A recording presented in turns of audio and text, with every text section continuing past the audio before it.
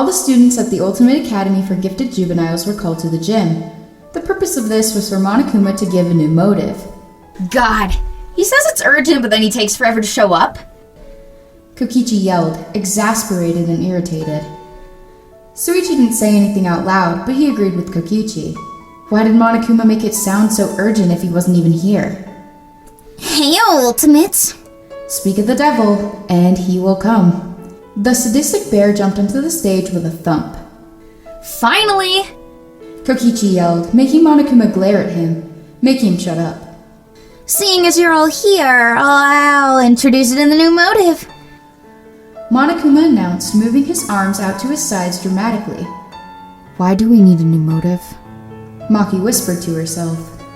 No killing is happening, and that makes it so boring!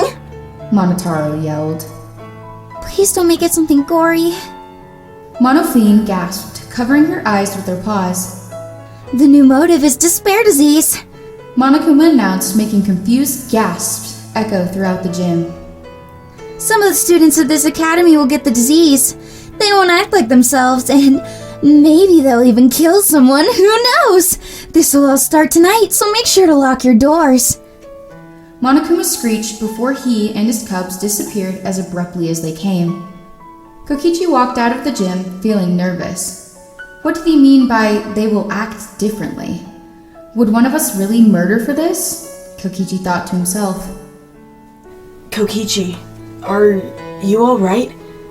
You've been acting a bit weird. Shuichi said, placing a hand on his shoulder, making him jump a bit. Yeah, I'm fine. Is my beloved Shumai worried about me? I love you too, Shuichi! Kokichi said before playfully pulling Shuichi into a hug. Hey! Shuichi yelled, blushing at Kokichi's actions. Does my beloved Shumai really love me? He asked, placing a hand on his cheek, moving his face closer. Shuichi's blush became darker as Kokichi came closer.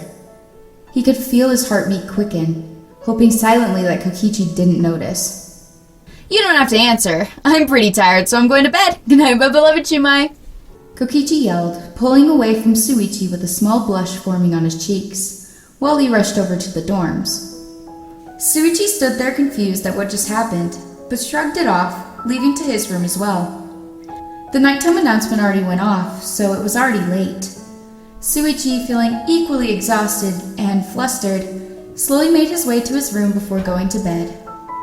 Shuichi woke up and felt super hot all of a sudden, and he had this immense craving for physical touch, and he knew the one person he wanted it from, Kokichi Ouma. Shuichi walked out of his room with only one thing on his mind. Where's Kokichi? He walked down the halls, ignoring anyone who tried to talk to him. He couldn't even think straight. The only thing he cared about, the only thing that mattered was Kokichi. He needed Kokichi. He stormed into the dining hall and saw Kokichi standing in the corner of the room teasing Keebo. Shuichi smiled, knowing he found his target. He rushed over to Kokichi and backed him into the wall, slamming his hand by the side of his head.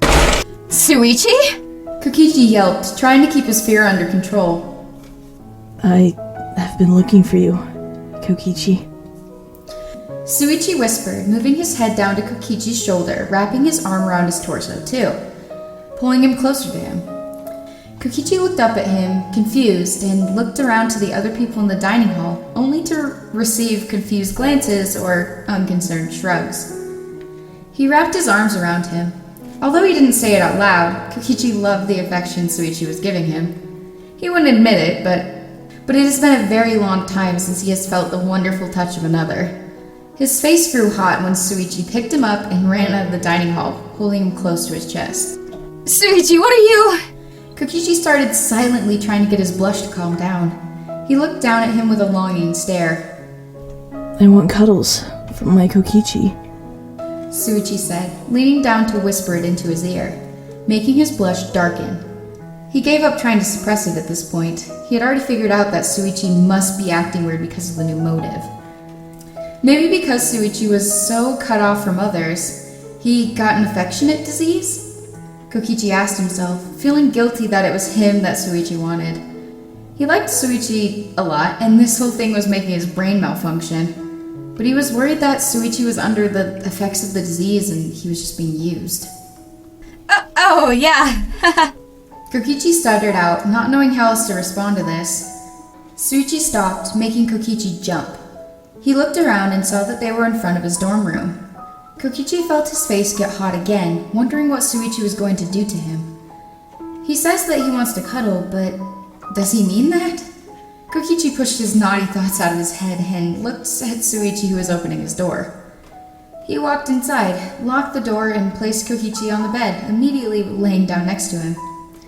His arms went around Kokichi once more, holding him close to his chest. Kokichi closed his eyes and let himself relax under his touch. They both fell asleep in the embrace of the other. Shuichi had been inseparable from Kokichi ever since he had gotten the disease. Kokichi absolutely loved every second of it.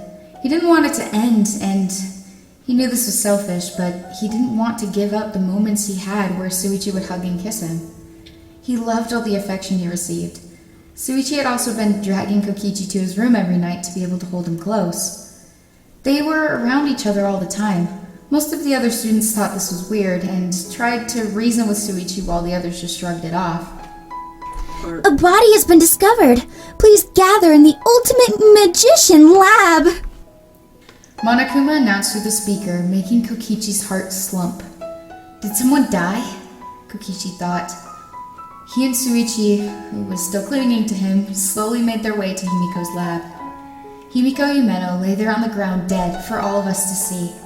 Monokuma gave them a day to investigate, which was basically Kokichi pulling Shuichi around to look for clues. Monokuma also postponed the trial to the next morning so he could reverse the disease because a murder had occurred. Kokichi and Shuichi went to bed after the investigation time ran out. Kokichi shook under Shuichi's arms before they fell asleep. Kokichi woke up first and jumped a bit when he felt Shuichi's arms around him, before he remembered what happened the day before. He sighed and wanted to get all the affection he could get before Shuichi was not under the effect of the disease anymore. Kokichi? Shuichi mumbled into Kokichi's hair, making the smaller male blush. Shuichi subconsciously pulled him closer to his chest with a content sigh. Shuichi, I can leave if you want me to. You probably don't want me here because you're not under the influence of...